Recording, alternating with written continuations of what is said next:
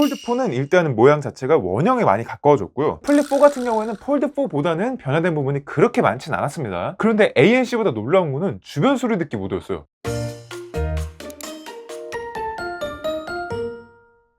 안녕하세요, 볼트입니다. 한국 시간으로 8월 10일 오후 10시에 2022 8월 갤럭시 언팩이 또 진행이 됐는데요. 여기서 발표된 신제품들을 바로 삼성 디지털 플라자를 가서 보고 왔습니다. 자, 그래서 이번 신제품은 갤럭시 Z 폴드 4, Z 플립 4, 갤럭시 워치 5, 워치 5 프로, 그리고 갤럭시 버즈 2 프로 이렇게 총 5가지 제품이 나왔습니다. 그래서 이 5가지 제품들을 전반적으로 외관에 대해서 설명을 쫙 드리고 잠시 써보면서 제가 느꼈던 부분들을 말씀드리도록 할게요. 먼저 폴드 4부터 가보도록 하겠습니다. 폴드 4는 색상이 이렇게 3가지로 나왔습니다. 팬텀 블랙, 베이지, 그레이 그린인데요. 팬텀 블랙은 아시는 것처럼 늘 그대로고 베이지가 은근히 고급스럽게 좀 뽑혀 있습니다. 그래서 어둡기만 했던 폴드 시리즈의 컬러에 한 줄기 빛처럼 조금 밝은 컬러고요. 빛을 받으면 약간 아이보리 같은 느낌을 주기도 합니다. 그 다음에 톤 다운된 골드 같은 느낌을 주는 프레임 컬러도 상당히 잘 어우러지는 것 같았어요. 그레이 그린 같은 경우에는 영상으로 제대로 담기지는 않았는데 진짜 청록빛이 나는 그레이라고 생각하시면 딱 맞을 것 같고요. S22 울트라의 그린하고 비교해보면 채도가 좀 많이 깎인 듯한 그런 느낌을 받으실 수 있을 것 같습니다. 디자인적으로 가장 많이 변한 거는 아무래도 힌지겠죠. 힌지 두께가 많이 얇아져서 커버 디스플레이 쪽이나 측면에서 힌지를 딱 쳐다봤을 때 누가 봐도 슬림해졌다 라는 느낌을 딱 주고 있고요. 힌지 베젤도 함께 얇아져서 유리의 비중이 조금 더 늘어나다 보니까 펼쳤을 때 이질감도 줄어들고 덜 둔탁해 보이는 것도 있었어요. 이렇게 줄어든 힌지의 최대 수혜자는 커버 디스플레이라고 할 수가 있겠죠. 폴드 3까지는 커버 디스플레이가 폭도 좁은데 힌지까지 두꺼워서 왼손으로 커버 디스플레이를 쓰다 보면은 그립하기도 조금 힘들고 불편했었는데 폴드 4는 왼쪽을 기준으로 봤을 때 베젤이 조금 넓은 바형 스마트폰 정도까지 왔기 때문에 타이핑할 때나 사용할 때 훨씬 더 편하다는 느낌을 받았어요. 그리고 언팩 영상에서 힌지 구조가 원래는 기어식 힌지를 탑재했었는데 이거를 조금 더 얇게 만들면서 일체형 부품으로 바꾸고 회전 운동을 직선 운동으로 가져오는 방식을 채택했다고 하거든요. 그래서 그런지 힌지 느낌이 살짝 달라졌습니다. 접었다가 폈다 할 때 조금 더 힘이 있는 느낌이고요. 닫을 때도 맨 마지막까지 조금 더 버티는 그런 느낌이 들었어요. 그래서 힌지 자체도 조금 더 튼튼해진 그런 느낌이 있었습니다. 외관적으로는 마지막으로 카툭 튀가 더 심해졌어요. 물론 그만큼 센서도 개선됐으니까 어쩔 수 없었을 거라고 생각은 되는데 메인 광각은 50MP GN3 센서라서 S20이랑 동일하고요. 세배 왕원도 더 개선이 됐다고 합니다. 폴드 3부터 들어갔던 UDC가 이번에도 확실하게 좀 개선이 됐다라고 볼 수가 있는데요. 폴드 3에서는 이렇게 눈에 거슬리는 느낌이 살짝 들었어요. 아무래도 촘촘한 정도도 조금 덜하고 원이 아니라 약간 팔각형 가까운 모양이다 보니까 약간 확 튀는 느낌이 있었는데 폴드 4는 일단은 모양 자체가 원형에 많이 가까워졌고요. 조금 더 촘촘해지다 보니까 눈에 거슬리는 느낌은 조금 더 줄어들었다 라고 볼 수 있을 것 같았습니다. 텍스트를 이렇게 보더라도 자글자글한 그런 느낌이 많이 덜했고요. 복잡한 이미지를 띄우거나 영상을 시청할 때는 확실하게 눈에 띄는 정도가 더 줄어들었고요. 이 정도면 그래도 참고 쓸만하지 않나 라는 정도까지 올라온 것 같아요. UDC 카메라 품질도 확실히 더 나아지긴 했습니다. 지금 보시는 것처럼 빛 번짐 현상이 많이 줄어들었어요. 그런데 UDC 특유의 그 보케는 여전히 마음에 들지 않고요. 후보정은 과하게 매기기 때문에 약간의 떡짐 현상이 나타나는 것도 아쉬운 부분입니다. UDC 카메라의 센서도 전작하고 동일하다고 하더라고요. 사진은 이렇게 후보정을 좀 세게 먹을 수 있으니까 나아졌는데 UDC 동영상은 여전히 써먹을 만한 수준은 아니라고 생각이 되더라고요. 그 다음에 이번에 약간 킬러 기능처럼 내놓고 있는 게 새로 추가된 태스크바인데요. 이게 확실히 사용성 개선에 큰 역할을 한 것 같아요. 바로 밑에 항상 띄워져 있다 보니까 앱 실행할 때나 멀티 윈도우를 실행할 때 실행 동선이 간결해서 좋더라고요. 여기에 최근 실행 앱도 띄웠다가 없앴다가 할 수 있고요. 태스크바가 계속 떠 있는 게 불편하다 라고 하면은 아예 끄는 것도 가능합니다. 그리고 갤럭시 폴드와 플립의 메인 기능인 플렉스 모드도 확실하게 강화됐는데요. 기존에는 지원되는 앱에서만 조금 유행했다고 볼 수 있는데 이제는 정식 지원이 안 되는 앱에서도 플렉스 모드 패널이라는 게 활성화가 가능해졌기 때문에 플렉스 모드를 조금 더 다양하게 쓸 수 있다라는 느낌을 받았어요. 특히 터치패드 기능이 플렉스 모드에 추가가 됐거든요. 그래서 이렇게 플렉스 모드를 거치를 해놓고 터치패드로 조금 더 세밀하게 컨트롤하기가 좋아진 것 같습니다. 플립4에서도 플렉스 모드 패널을 활성화할 수 있고요. 개인적으로는 플립4에서 플렉스 모드 터치패드를 사용하는 게 조금 더 편한 느낌이 들었어요. 왜냐하면 터치패드 영역이 정사각형에 조금 더 가깝다 보니까 폴드4에서 약간 길다랗게 얇게 되어 있는 것보다는 정사각형으로 조금 더 넓게 왔다 갔다 하는 게 플립4가 조금 더 어울리지 않았나 라고 개인적으로 조금 느꼈습니다. 그러면 이번에는 플립4로 넘어가서 한번 말씀을 드릴게요. 플립4는 색상이 총 4가지가 기본으로 나오고요. 이거 이외에도 총 75가지 조합의 비스포크 모델까지 나온다고 합니다. 기본 출시 모델은 그래파이트, 핑크골드, 블루, 보라 퍼플이고요. 그래파이트는 어두운 데서 보면은 플립3의 블랙과 비슷한 느낌인데 보통 환경에서는 다크 그레이 느낌이 확실히 강합니다. S22 울트라 삼성닷컴 한정판 그래파이트보다는 살짝 어두운 컬러인 것 나왔더라고요. 핑크 골드는 골드의 느낌이 확실히 강했어요. 폴드4의 베이지가 약간 아이보리스러운 베이지였다고 하면은 오히려 플립4의 핑크 골드가 찐 베이지스러운 컬러감을 갖고 있었습니다. 블루는 생각보다 채도가 강하면서 살짝 보랏빛이 도는 느낌이었어요. 개인적으로는 그래서 플립4의 원픽 컬러였습니다. 유광 프레임이랑도 굉장히 잘 어울리는 느낌이라서 렌더링만큼 괜찮게 나왔다 라는 느낌이 드는 컬러였어요. 보라 퍼플은 플립3의 퍼플보다는 조금 더 진해진 느낌이었습니다. 오히려 진해져서 그런지 흐리멍텅보다는 확실하게 퍼플이라는 존재감을 드러내는 것 같아서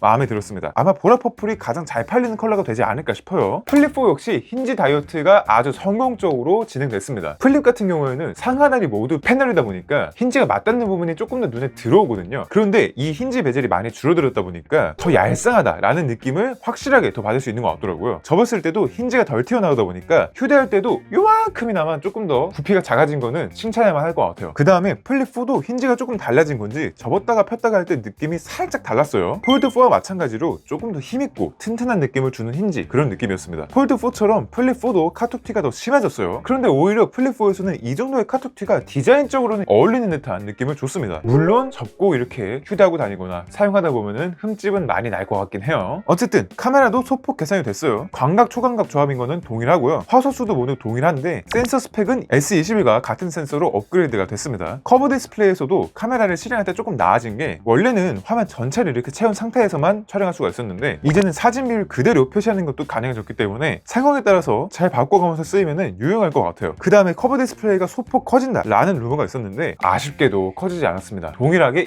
1.9인치고요. 대신 기능은 조금 강화가 되어서 제어 센터가 상당히 제한적이었던 플립3와는 다르게 와이파이, 소리 모드, 블루투스, 비행기 모드, 손전등, 밝기까지 제어가 가능해졌어요. 그 다음에 이것도 새로 추가된 제스처 기능인데 폴드4에도 함께 적용이 되고 있고요. 제스처로 멀티 윈도우를 실행하는 것이 가능해졌습니다. 유용한 기능을 들어가서 실험실을 들어간 다음에 이 기능을 켜주시면은 두 손가락 제스처로 하단에서 쓸어 올리거나 측면에서 쓸어 넘기면은 멀티 윈도우 창이 뜨면서 간편하게 멀티 윈도우를 실행할 수가 있어요. 요거는 정말 추가하기가 잘한 것 같아요. 아무래도 멀티 윈도우 실행할 때 최근에 화면을 띄우거나 엣지 패널을 띄워서 살짝의 단계가 더 있는 상태에서 멀티 윈도우를 불러오는 것보다 바로 제스처로 멀티 윈도우를 불러오는 게 멀티 윈도우 사용량이 많은 폴더블에서 꼭 필요했던 기능이 아닐까라는 생각이 들었어요. 플립4 같은 경우에는 폴드4보다는 변화된 부분이 그렇게 많진 않았습니다. 그런데 폴드4는 가격이 동결이고 플립4는 약 10만원가량 출고가가 올라갔다는 점은 살짝 아쉽기도 했어요. 아무래도 환율도 그렇고 부품 가격도 그렇고 전반적으로 지금 물가가 올라가다 보니까 어쩔 수 없는 선택이었을 것 같긴 하지만 조금 더 대중적인 라인업인 플립 시리즈의 가격을 동결시켜놨다면 오히려 좋지 않았을까라는 생각이 들었어요. 그 다음에 폴드4와 플립4의 액세서리도 정말 다양하게 나왔는데요. 폴드4는 스탠딩 커버의 모듈과 스트랩 커버의 스트랩에서 다양한 콜라보를 하고 있고요. 플립4 같은 경우에는 클리어 커버에 디자인 패널을 끼우는 방식으로 콜라보를 진행하고 있더라고요. 이번에는 부디 모든 디자인을 누구나 쉽게 구할 수 있도록 판매를 해주면 좋을 것 같아요. 왜냐하면 S22 시리즈 때는 분명히 콜라보가 진행되긴 했지만 일반적으로 판매를 잘 안 했고 그 와중에 일부 제품들은 럭키박스로 재고를 돌리다 보니까 이게 뭔가 싶은 의문점이 남는 콜라보였기 때문에 만약에 또 이런 일이 벌어진다면 다음 콜라보는 아무도 기대하지 않을 거기 때문에 이번에는 좀 판매를 잘 해주기를 바라겠습니다. 자, 이번에는 워치5와 워치5 프로로 가보도록 하겠습니다. 워치5는 40mm와 43mm로 출시가 되고요. 40mm는 그래파이트, 실버, 핑크 골드, 43mm는 그래파이트, 실버, 사파이어로 출시가 됩니다. 저 정도의 체형, 요 정도의 팔뚝 굵기와 약간 마른 체형을 갖고 계신 분들께서 워치5를 착용하면 어떤 느낌이 드는지 보여드릴게요. 40mm 착용하면 이런 느낌입니다. 아주 작게 느껴지진 않지만 그래도 여백이 조금 있죠. 40mm 실버는 독특하게 스트랩을 퍼플로 동봉하고 있는데 요거는 조금 호불호가 갈릴 것 같고요. 40mm 그래파이트를 착용했을 때는 가장 좀 무난무난하다라는 느낌이 들었습니다. 40mm 핑크 골드 같은 경우에도 피부톤이 너무 어둡지만 않으시다면 나름 잘 어울리지 않을까라는 생각이 들었어요. 개인적으로는 그래파이트가 워치5 원픽 컬러였습니다. 43mm를 착용했을 때는 이런 느낌이었어요. 개인적으로는 계속 43mm를 착용했어서 그런지 43mm가 조금 더 익숙하기도 하고요. 사파이어가 색은 예쁜데 컬러 매칭이 다소 좀 어려울 것 같더라고요. 워치4 그린은 조금 어둡게 나왔다 보니까 그래도 컬러 매칭이 조금 더 용이한 편이었는데 이건 은근히 밝게 나온 블루라서 네이비도 아니고 컬러 매칭에 있어서 조금 애로사항이 있을 수 있겠다라는 생각이 들었어요. 43mm 실버 같은 경우에는 스트랩도 실버로 제공을 하고 있습니다. 워치5 프로는 크기가 45mm로 출시가 되긴 하지만 디스플레이 크기는 일반 43mm랑 동일하게 탑재가 되어 있고요. 컬러는 블랙 티타늄과 그레이 티타늄으로 출시가 됩니다. 컬러 이름에 티타늄이 들어가 있는데 이름만 티타늄인 게 아니라 실제로 소재 자체가 티타늄이에요. 일반 모델 같은 경우에는 기존처럼 알루미늄 프레임을 탑재하고 있습니다. 워치5 프로를 착용했을 때는 이런 느낌이에요. 러기드한 느낌을 내다 보니까 디스플레이 위로 좀 우뚝 솟아있는 베젤 디자인이 있는데 요것 때문에 좀 두꺼워 보이고요. 실제로도 두껍습니다. 다만 이 솟아있는 베젤 자체가 물리 베젤링이 없어지고 터치 베젤만 있는 상태에서 터치 베젤의 가이드 역할을 해준다는 것 자체는 조금 마음에 들었어요. 두 제품 모두 후면 센서부가 개선됐습니다. 전작은 상당히 플랫해서 착용감이 조금 불편하다, 닿는 면적이 많다 이런 평도 있었는데 이번에는 센서부만 살짝 더 튀어나오면서 보다 안정적인 착용감을 주는 그런 느낌이었어요. 워치 액티브 2 이 시절의 착용감과 조금 비슷해진 느낌이 들었습니다. 그 다음에 후면 왼쪽에 조그맣게 추가된 센서가 하나가 있는데 이거는 바로 온도 센서거든요. 그런데 아직 이 온도 센서만을 활용하는 기능이 들어가 있진 않아요. 저도 이썸님 영상을 보면서 파악을 했는데 이 센서 탑재가 아직 식약처 인증을 못 받았다고 하더라고요. 그래서 옛날에 신전도 ECG 센서 들어갔을 때처럼 식약처 인증을 받고 나서 추가 업데이트로 기능이 풀리지 않을까 라고 예상이 됩니다. 그리고 워치5 기본 모델의 실리콘 스트랩은 체결 후 바로 밑에 이렇게 에어 포켓이 생겼어요. 그래서 이걸 통해서 착용감을 조금 더 개선했다고 하고요. 실제로 착용했을 때도 스트랩이 위아래로 살짝 붕 뜨던 워치4와는 다르게 착 달라붙는 느낌을 줬습니다. 워치5 프로의 기본 스트랩은 실리콘 마그네틱 디버클 스트랩이기 때문에 디버클인데 이게 마그네틱이라서 착용할 때 확실히 편했고요. 두 모델 전부 전면 디스플레이를 사파이어 크리스탈을 사용했기 때문에 긁힘에 더 강해졌다고 합니다. 전반적으로 반응 속도 자체는 워치4의 초기보다도 조금 빨라진 느낌이 있어요. 그런데 워치4도 실성했을 때 시간이 지날수록 느려진다는 얘기가 있었기 때문에 AP가 업그레이드 되지 않은 워치5는 과연 오래 써도 괜찮을지는 아직 모르겠습니다. 워치5 프로 같은 경우에는 러기드함과 스포티함을 강조하고 있기 때문에 경로 기능이 추가됐거든요. 이걸 통해서 하이킹과 사이클의 경로를 안내하고 트래킹하는 기능을 강화했습니다. GPX라는 경로 파일도 지원을 하고 GPS도 조금 더 강화를 하면서 이것만 차도 레저 활동이 가능하다라는 거를 강조하고 있는 것 같아요. 액세서리 같은 경우에도 쥐향 느낌 나는 스타일링 팩이나 다양한 디자인의 충전 거치대가 나와 있고요. 골프 에디션 같은 경우에도 이전보다 조금 더 골프스러운 느낌을 주고 있어서 굉장히 마음에 들었습니다. 자, 이제 마지막 제품으로 버즈2 프로를 보도록 하겠습니다. 색상은 총 3가지로 화이트, 보라 퍼플, 그래파이트로 나왔고요. 마감은 모두 유광에서 무광으로 변했어요. 화이트는 빈포밍 마이크 차용이 블랙으로 통일되어서 그런지 에어팟 냄새도 상당히 많이 나고 있고요. 그런데 그래서 오히려 예쁜 것 같기도 합니다. 그리고 빈포밍 위치 마이크가 하단에서 상단으로 좀 이동했기 때문에 윈드 노이즈 같은 것도 조금 더 잘 잡도록 개선을 했다고 해요. 무광으로 마감이 변했다 보니까 화이트가 가장 잘 어울리고 깔끔하다는 느낌이 들었어요. 안쪽도 지금 보시면은 확실히 좀 덜 튀어나온 느낌이 있고요. 전반적으로 사이즈가 15% 줄어들었다고 합니다. 귀에 착용했을 때는 이 정도 느낌이라서 당연히 무난무난하게 쓸 수 있는 컬러고요. 보라 퍼플은 버즈 프로의 퍼플과는 다르게 차분해진 느낌이 확실히 좀 어울리는 것 같았어요. 이번에는 지금 보시는 것처럼 TV 원형으로 바뀌었고요. 타원형보다는 착용감도 그렇고 호환성도 그렇고 훨씬 좋기 때문에 아주 칭찬할 만합니다. 귀에 착용했을 때는 이런 느낌인데 눈에 띄는 거 부담스러워하는 인프피 특성상 이거는 못 끼고 다닐 것 같아요. 마지막으로 그래파이트는 무광에 제일 안 어울리는 느낌이었습니다. 완전 블랙이었으면 무광도 괜찮았을 텐데 다크 그레이 느낌의 무광이 얹어지니까 뭔가 애매하게 색이 붕 뜨는 느낌이 있었어요. 안쪽에 충전 단자 위치도 귀 안쪽에 잘 안 닿게 상단으로 변경이 되었습니다. 귀에 착용하면 이 정도 느낌이고 개인적으로는 이번에 그래파이트보다는 화이트가 훨씬 더 나은 것 같았어요. 잠깐 착용해서 노래를 들어보니까 일단 크기도 줄고 접촉부도 덜 튀어나온 덕인지 착용감이 많이 개선이 됐고요. 버즈 프로 특유의 귓구멍이 꽉 차는 그 느낌이 덜해졌습니다. 그래서 확실히 웨이도형 이슈를 인식하고 그거를 방지하기 위해서 부단히 노력을 했다라는 게 느껴지는 이어버드 착용감이었고요. 음색은 측정치상으로는 약간 버즈 프로랑 다른 양상을 보이긴 하더라고요. 버즈2 프로는 그거보다 더 플랫한 느낌을 가져가고 있었는데 그렇다고 해서 버즈 프로에서 느꼈던 강력한 저음이 버즈2 프로로 왔다고 해서 힘이 막 축 빠지거나 이런 느낌은 아니기 때문에 버즈 프로에서 넘어오셔도 취향 차이는 분명히 있을 수 있겠지만 웬만해서는 익숙하게 잘 상하시지 않을까라는 느낌이 들었어요. 그런데 꽉 차는 느낌이 살짝 덜해서 그런지 ANC가 켜진 상태에서도 고음부 소음은 조금 더 들어오는 느낌이 있었는데 저음부 소음은 더 확실히 잡아주는 느낌이 있었습니다. 다만 제가 짧게 시끄러운 음악이 나오는 매장 안에서 이용했다는 거는 감안을 해주시면 정말 감사하겠습니다. 그런데 ANC보다 놀라운 거는 주변 소리 듣기 모드였어요. 기존의 버즈 프로 같은 경우에는 주변 소리 듣기가 아무리 세팅을 하고 아무리 펌웨어 업데이트를 통해서 개선이 됐다고 하더라도 뭔가 마이크를 통해서 들어오는 느낌, 뭔가 처리된 듯한 느낌, 요거를 지울 수가 없었는데 버즈2 프로는 에어팟 프로만큼 엄청나게 자연스럽게 들어오더라고요. 주변 소리 듣기 모드의 개선폭이 제일 크게 느껴졌습니다. 이번에도 케이스 사이즈는 동결이라고 하니까 기존에 사용했던 케이스를 그대로 이사해 오시면 될 것 같아요. 버즈2 프로 역시 케이스랑 무선 충전기 콜라보가 상당히 다양하게 나오고 있는데 제일 눈에 띄는 거는 삼다수 케이스였어요. 투명 케이스이기도 하고 병뚜껑도 달려있고 이게 심지어 빠진다고도 하더라고요. 웃기면서 되게 예쁜 디자인이었고요. 토트넘 콜라보 케이스도 축구 좋아하시는 분들한테는 너무 좋을 것 같고 게토레이나 대한항공, 스마프 같은 것도 꽤나 재밌게 잘 콜라보를 한 것 같은 느낌이 들었습니다. 네, 이렇게 2022 8월 갤럭시 언팩 신제품들에 대해서 한번 간단하게 싹 훑어봤는데요. 확실히 2021년 폴드3와 플립3가 나왔던 그 언팩보다는 여러가지 부분에서 임팩트가 덜한 것 같아요. 전반적으로 이번 신제품들 자체가 1세대보다는 0.5세대 업그레이드라는 게 조금 더 어울리기도 했고 했고요. 네, 그럼 오늘 영상은 이 정도로 마치도록 하고요. 저는 다음에도 더 좋은 영상으로 돌아오도록 하겠습니다. 지금까지 볼트였습니다. 감사합니다.